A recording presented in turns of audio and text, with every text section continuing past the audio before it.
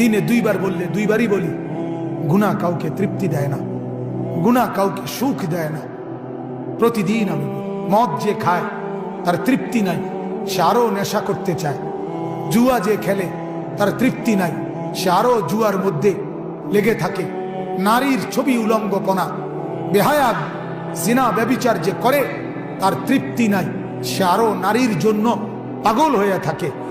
গুনাহ তৃপ্তি দেয় না, গুনাহ স্থির আনে না, কিন্তু হালাল স্ত্রী, হালাল বিবি আল্লাহ তাআলা পুরুষকে তৃপ্তি দিয়ে দেয়। হালাল টাকা তৃপ্তি দিয়ে দেয়, হালাল উপার্জন সুখ এনে দেয়। হারাম টাকা, সুদের টাকা, ঘুষের টাকা এটা কখনোই তৃপ্তি আনে না, বরং কিস্তি বাড়ায়, লোন বাড়ায়, লোভ বাড়ায়। অতএব শেষ কথা, গুনাহ সুখ দিবে না।